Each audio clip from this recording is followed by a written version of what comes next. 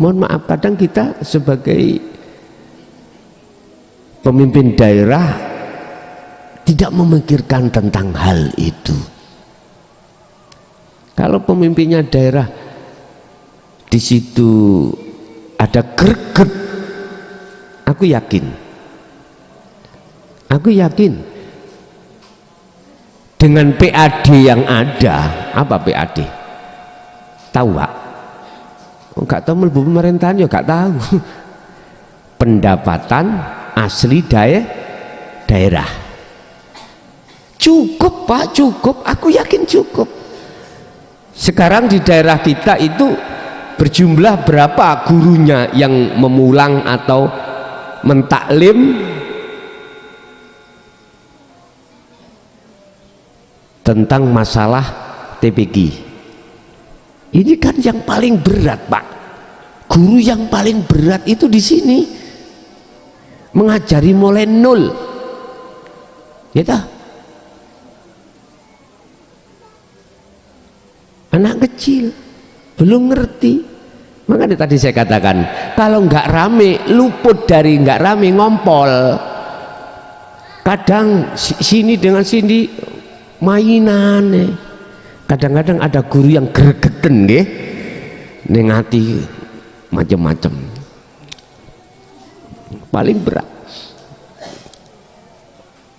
Artinya ketika ajaran dinul haq itu disampaikan oleh anak-anak TK yang belum mengerti, itu lebih berat. Artinya mesti ada gap daripada ketika kita menyatakan atau membimbing atau memberikan tausiah tentang dinul haq di tengah-tengah jamaah yang eksis. Lah, kalau Rasulullah itu suka tantangan, artinya lebih suka menyampaikan pada mereka yang belum pernah mendengar atau mengerti. Tapi ya gitu, hujatan, cacian, beliau rasakan, gak dilepeh, yus dirasakno lalu dilepeh. Apa dilepeh gua? Dikeluarkan lagi. Sesungguhnya kamu Muhammad tidak bisa memberikan petunjuk walaupun itu orang dekatmu. Loh itu berarti artinya walaupun ajaran itu secara fisik, secara dohir yang menyampaikan beliau Muhammad Rasulullah, karena hablum minan nas yang dihadapi sesama manusia, tapi bukan berarti hakikatnya Rasulullah yang menyampaikan, yang memberikan petunjuk. Walakinallaha yahdi may yasha. Ingat, akan tetapi yang memberikan hidayah itu adalah Allah terhadap hamba yang dikehendaki, sebab sesungguhnya Allah itu lebih mengerti siapa di antara mereka yang mau menerima petunjuk ini. Ya sudah, dikembalikan pada kita. Artinya salah satu tanda kalau kita itu mendapatkan petunjuk adalah pertama, yastami'unal qaula, beriman sesungguhnya apa yang telah disampaikan oleh Rasulullah sesungguhnya datangnya dari Allah, begitu. Yang kedua, wayattabi'una ahsanahu, olehnya kita menjalankan apa petunjuk yang ada, yang sudah kita terima untuk mendekat dan bertemu Allah, semata-mata itu juga datangnya dari Allah. Ini tanda-tanda yang dimaksud yahdillah, yahdi may yasha, itu di situ. Oh, kok gak aku kenal Ponpes Jaya Baru ngono. paham aku. Gak paham lah, hati-hati. Iku bahaya. Ya, hati-hati. Gak boleh. Secara keimanan yang benar, yang disebut ihsan, secara ketauhidan yang murni, bila mana Anda masih ada pendapat bahwasanya jaya baru itu kau munculkan di dalam hatimu, itu masih salah, masih salah. Kita terjebak di dalam nafsu, belenggunya nafsu itu Pak, nggak terasa. Saya sejak mengamalkan dinul haq lewat kunci dzikir sirul asor, alhamdulillah ayem hatiku, gampang adem, gak gampang marah-marah, gak mudah marah-marah, gak mudah gelisah, gak mudah ada rasa takut, bahkan rasa damai, tentrem sering terjadi dalam hatiku. Sekalipun istri aku sementara itu purik ke rumahnya orang tuanya, sekalipun nggak ada yang belum aku makan, sekalipun anak saya di pondok belum ada biaya, aku kok gak gampang gelisah ya. Kok umpama tidak ada jaya baru, Masya Allah gak kira. Hati-hati, hati-hati. Ini kalau boleh saya katakan miturut yahdi mayyasha, kita masih belum Pak. Iman kita masih cedera pada Allah. Intinya jikalau ada Allah di dalam hatimu, selain Allah maksud saya, dalam hatimu dalam hal apapun, maka jelas iman kita belum dikatakan ihsan. Iman kita masih bermasalah, sekalipun itu tentang dinul haq. Saya sudah 25 tahun Pak Bu mencari ajaran yang seperti ini, yang diajarkan secara terang-terangan. Alhamdulillah saya dapat asalnya dari TikTok, saya cari, akhirnya bertemulah saya channel.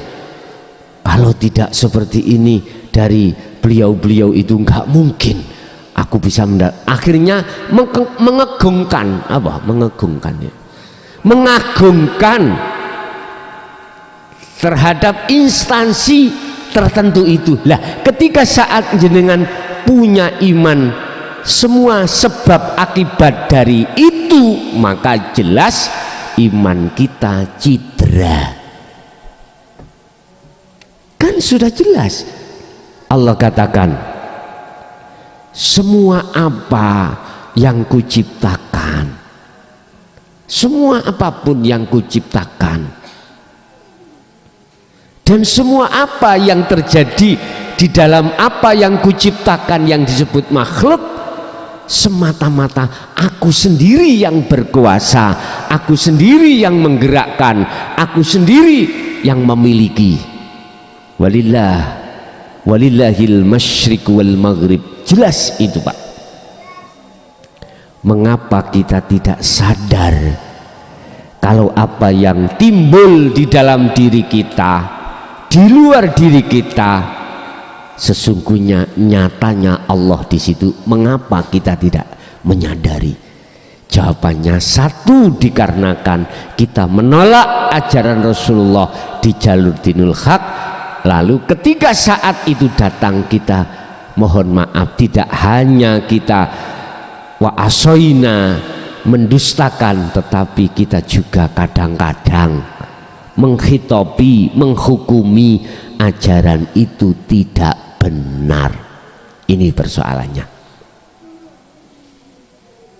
Sampai kapan kita seperti ini? Hatta zurtumul maqabir, sampai mati. Ya sudah, ya sudah, terserah diri panjenengan masing-masing, sebab ajaran ini tidak ada paksaan untuk siapapun. Monggo, tapi ingat, semua ada konsekuensinya.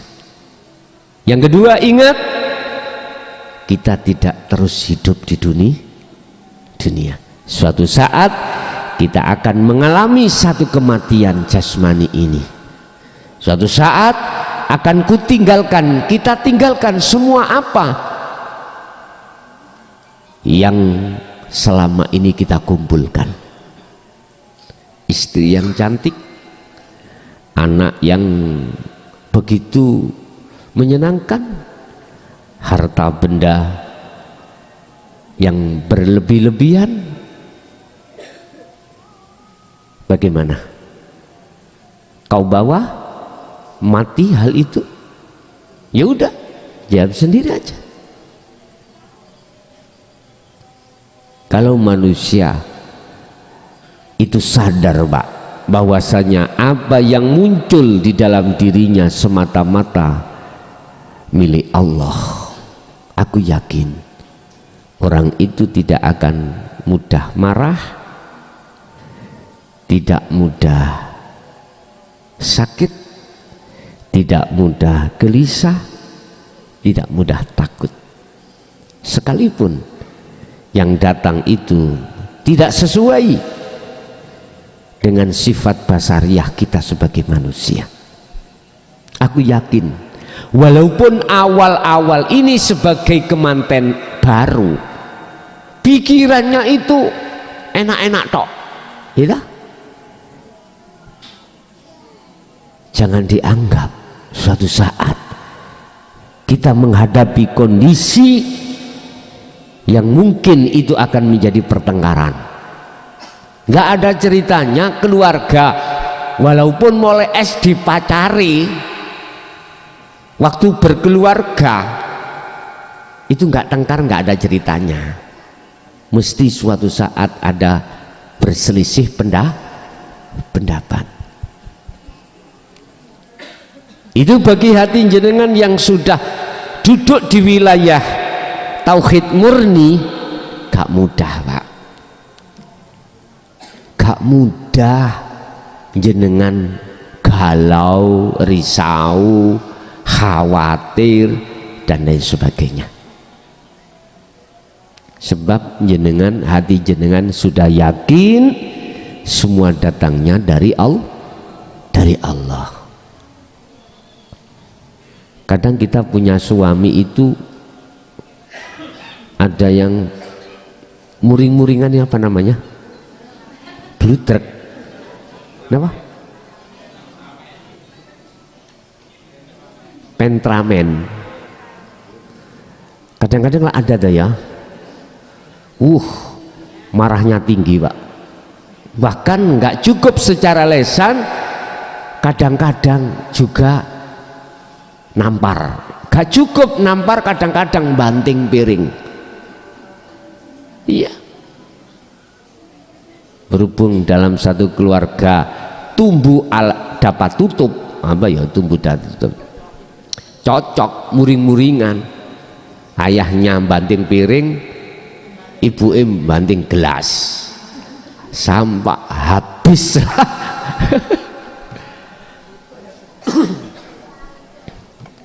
Allah ya Karim.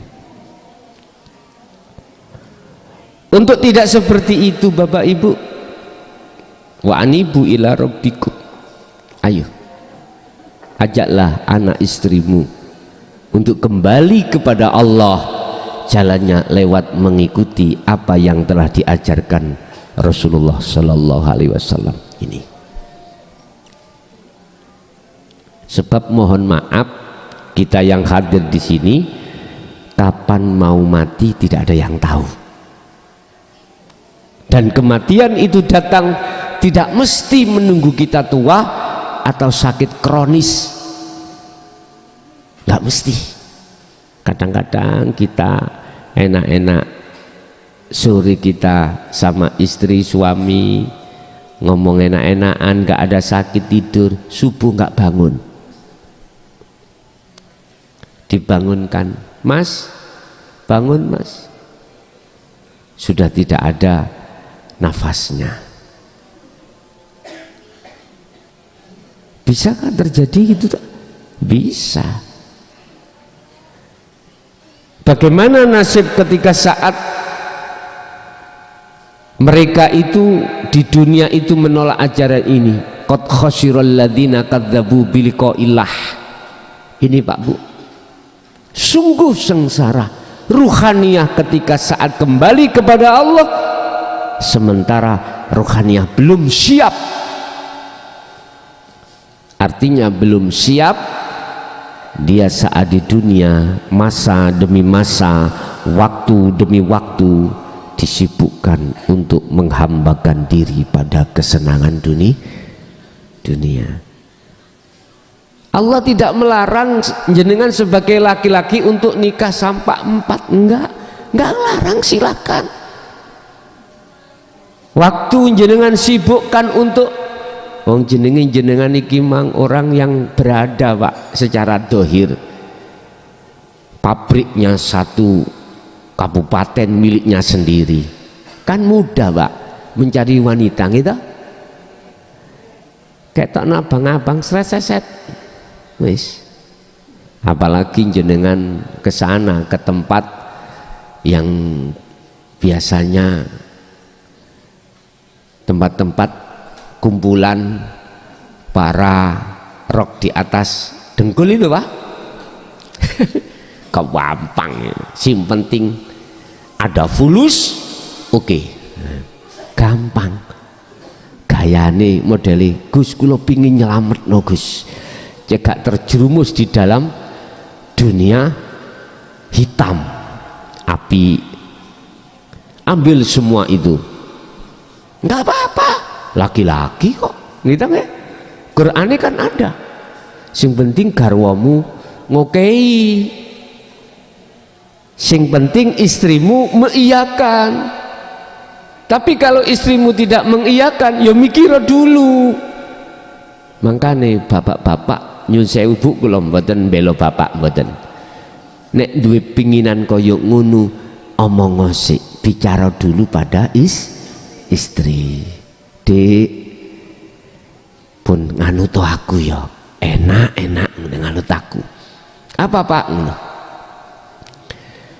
Tanda-tanda wanita yang solihah adalah iya, sampean kudu sing alus, kudu sing penak. Jangan itu katakan ketika saat istri dalam keadaan bete, Pak. Jangan, ya gak disetujui jenengan. Gini yang ya,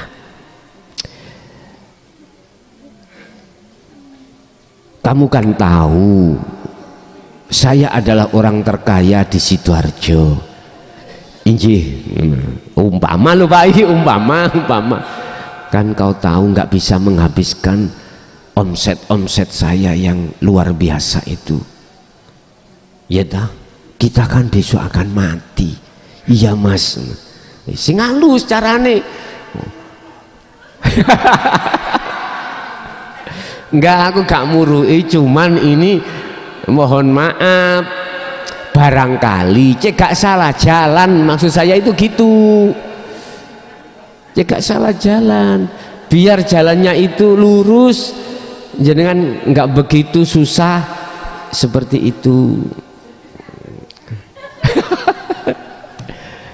Kak Bu niki guyon ben gak sepaneng ngoten lho ya. Saya kan sering-sering ke kiai-kiai, iya Mas saya setuju jenengan selalu ngikuti tausiah dimanapun dari para alim ulama. Terus saya itu teringat dawuh Rasulullah tentang perjuangan. Nggih, tentang perjuangan. Artinya ridhokanlah ya harta benda yang dititipkan Allah terhadapku, tak kayak ini berjuang di tengah agama. Setawuju waun. Nggih Mas, saya dukung. Iku carane lho ya. Sing ngalus sampean. Termasuk apa namanya penghasilan ini nanti 10% kuberikan ke masjid, ke anak yatim. Mpun disenggol sik sing tujuan sampean pun disenggol dhisik. Terutama guru-guru ngaji sak wilayah Sidoarjo itu tak bantu nih dengan semampu aku. Mesti setuju Pak Bu. Nggih. Tapi ono situ yang kincrit. Apa kincrit itu? Yang ketinggalan. Apa Mas? Gini. Niki perjuangan. Tak bikinkan rumah yang besar dengan kamar beberapa kamar, sampean kan tahu.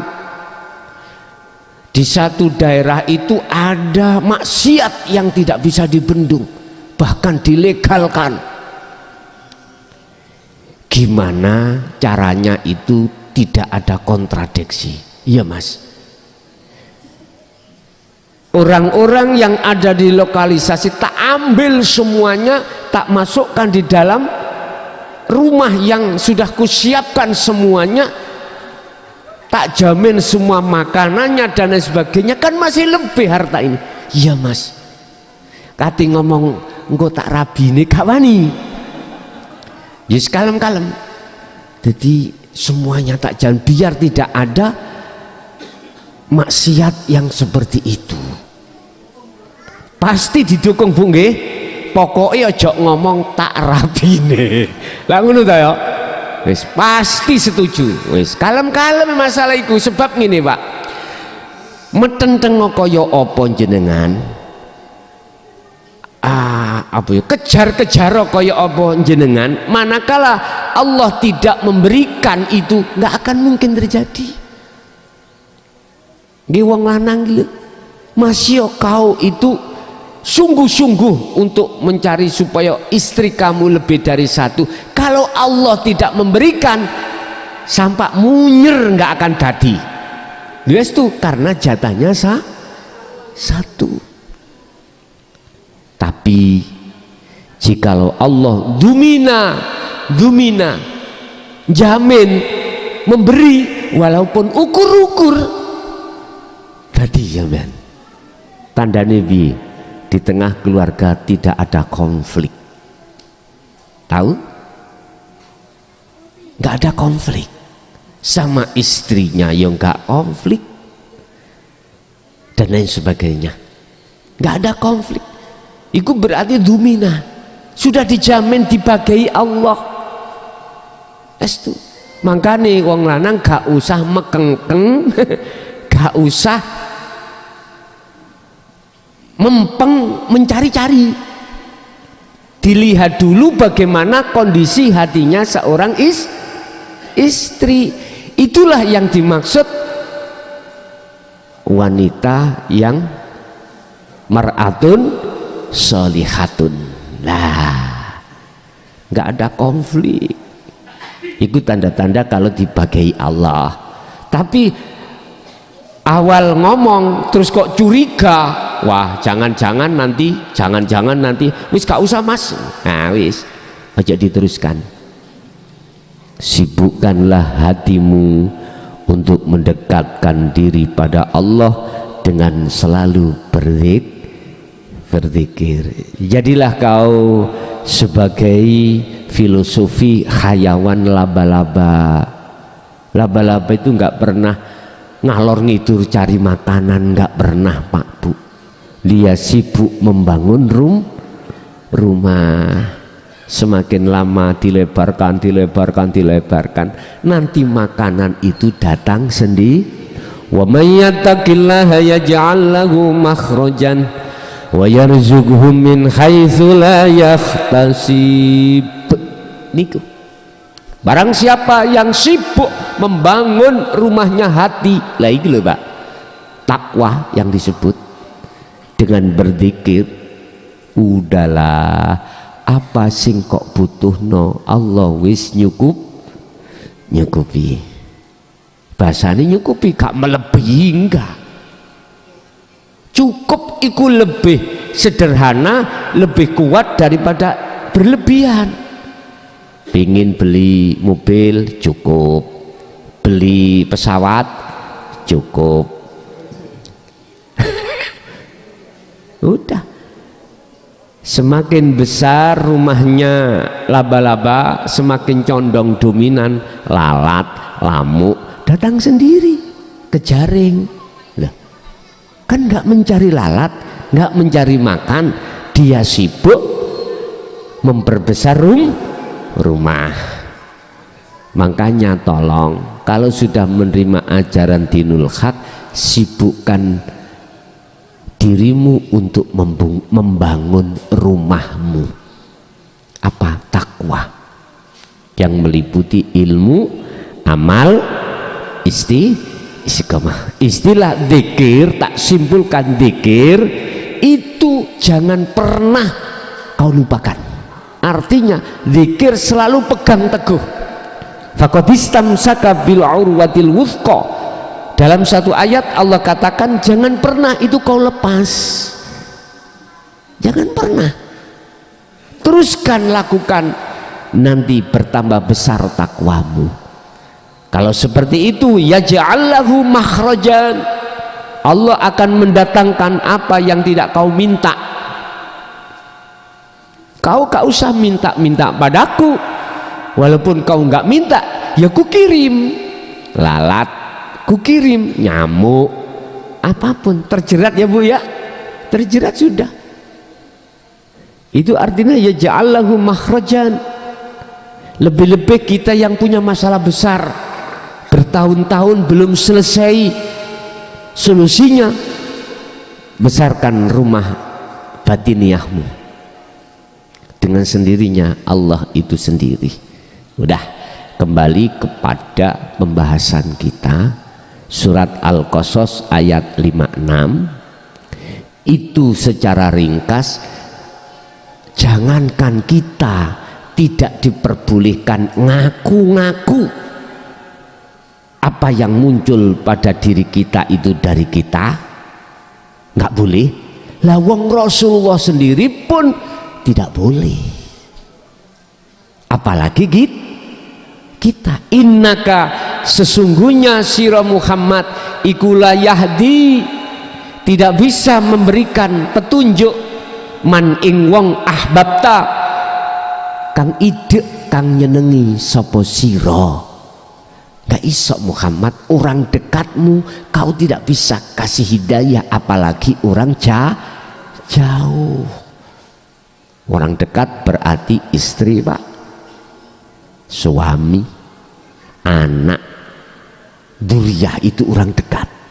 Atau orang dekat sahabat, kemana-mana selalu ikut. Apalagi orang yang tidak kita kenal. Artinya apa Pak? Silakan jenengan bertausiah, silakan jenengan berdai, menyampaikan ayat-ayat Allah, tapi tolong jangan pernah di dalam hatimu